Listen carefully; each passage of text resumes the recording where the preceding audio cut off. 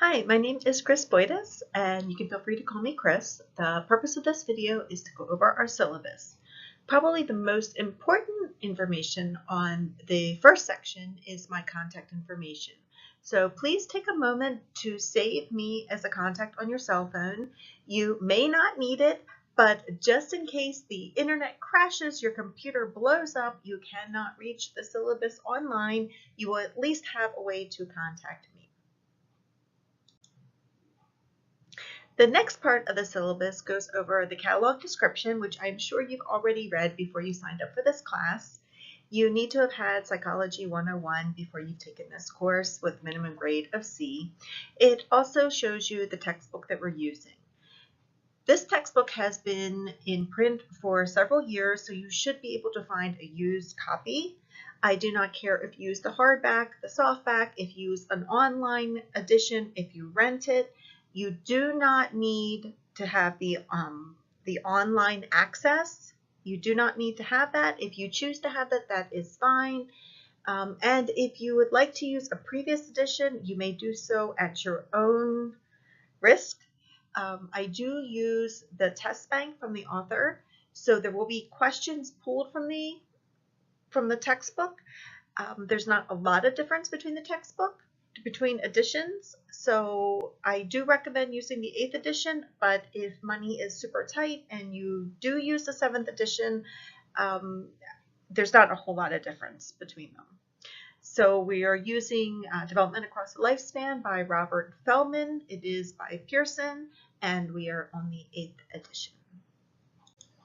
You can go through and read the learning outcomes. These are the basic concepts that we will be covering in this course. Okay, so Sunday at 11:59 is kind of important in this course, and I will explain why. Every Sunday at 11:59, you have things due, and let me show you what. So here is an example of the first week, and every week kind of works the same. So by the end of the first week, you have 2 chapters due, and there are several things due, and I know it might look like a lot, but I promise you it is very manageable. And a lot of the assignments are very, very short. So the first week by 11:59 p.m. on Sunday, you have a discussion due, you have a quiz, you have a video lecture quiz, and I'll explain what those are in just a moment. And then you have the Chapter 2 video lecture quiz and the Chapter 2 quiz. So every Sunday by 11:59, there are 2, 3, sometimes 4 chapters due. And again, I know it might seem like a lot, but please do not panic. These things are very manageable, and I have them chunked into little pieces, so you can just do, if you have 15 minutes here, 15 minutes there, you can just go through and do them, and it will be fine. So, what is a video lecture quiz and a chapter quiz? Well, a video lecture quiz is you watch a short video and then you take a quiz. Here are some of the differences. With a video lecture quiz, you get 1 attempt, but you can re-watch the video while you're taking the quiz. So you should get 100% on the video lecture quizzes because I use the exact wording in the quiz, so the answers are word for word as what they were in the video. I suggest that you use closed captioning while you're watching the video. So while you're watching the video, click on the closed captioning so you can see the writing.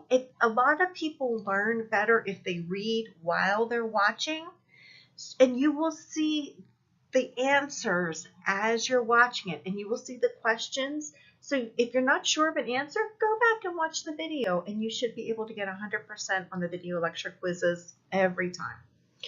The chapter quizzes. You are allowed 2 attempts at the chapter quizzes. The highest score counts. So if you take it once and you're not happy with your score, take it again. If you don't score as well, the highest score counts. So it will never hurt you to take it a second time. They are timed. You get 1 hour to take the chapter quizzes. you need to read the chapter before taking it. Please do not go into them blind. You will not be able to finish them if you have no idea where the answers are in the chapter. These questions are randomly selected from the author's test bank. So the author came up with a test bank and then they're randomly selected from them. So you're going to get different questions each time. So these are the difference. The chapter quizzes are 20 questions. The video lecture quizzes are much shorter. So you'll be able to go through and do the video lecture quizzes, and usually those will take 5-10 minutes. The chapter quizzes, after you read the chapter, they really shouldn't take you very long. The longest part will be reading through the chapter. There's also some class discussions, and let's go over how you are graded in those. So you do not need to do any research for the class discussion unless it's specified in the directions. So each class discussion has directions associated with it. Be sure you read those directions. If it says do research, then it will give you directions on how to do that. If it doesn't say do research, then it's opinion-based and you can state your opinion. It goes without saying to be polite and courteous to others in the class. The grading is 7 points for your original meaningful thought. So you need to put some thought into it. It should be college level writing. 3 points for your meaningful response to a peer or to someone, to someone else's post. So at the minimum, you're going to be posting twice for each class discussion to get the full 10 points. And be sure just to follow the directions and answer all of the questions thoroughly to get your full 10 points. Okay, attendance. You don't need to come to campus at any point. You don't need to meet with me at any point, but you do need to submit something.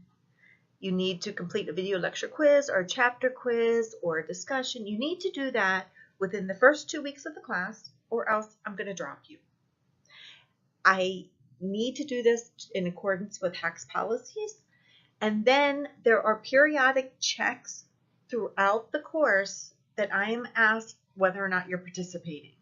So please, if you are going on vacation or if you are going away, let me know. The only time I will drop you is if you completely disappear. Otherwise, your grade is what you earned. So if you just don't submit things and you get zeros because you didn't submit things, then your grade is going to be an F. If you don't submit anything in the first 2 weeks of the class, I'm going to assume that you just didn't show up and I will drop you. Otherwise, your grade is what it is. But if you're having problems, just please let me know, because I'm very happy to help you. I'm very happy to work with you, and I do want you to succeed. That is my goal. Academic dishonesty. You're expected to be honest in all academic endeavors. This class, all classes. So you need to submit your own work. Do not copy and paste from any websites, from anyone else. So it's just very important that you and only you complete your assignments. Makeup work. I do not offer makeup work, so please be sure to honor the due dates. If you are horribly sick, if something tragic happens in your life, please text me. Let me know ahead of time if at all possible.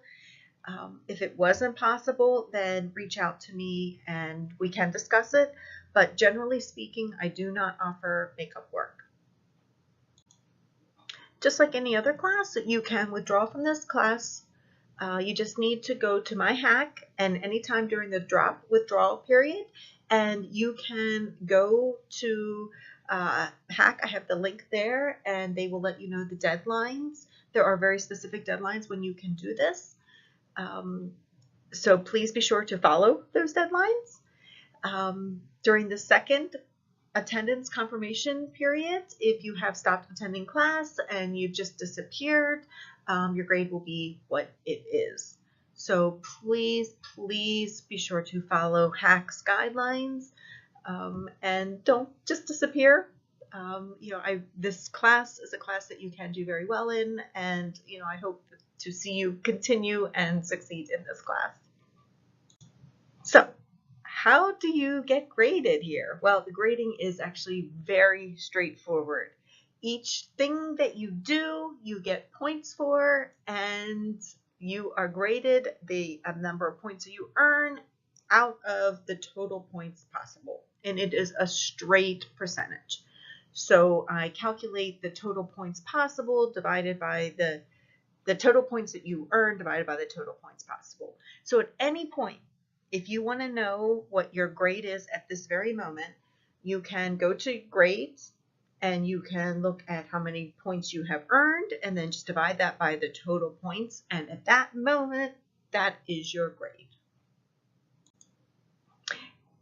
If you are in need of accommodations, please let me know. You should have already reached out to the Office of Disability and they should have let me know, and you should have already let me know, but please let me know. If you do not meet the specific guidelines for a student who needs accommodations, but you feel that there are certain things that would help you learn better, let me know. My goal is to teach you in a way that best suits your learning styles and your learning needs. So I'm very open to adapting and to adjusting my teaching to meet your needs. So just please let me know and I'll be happy to work with you. Okay, so this is entirely a joke. I will never purposefully ignore your emails, even if it is in the syllabus.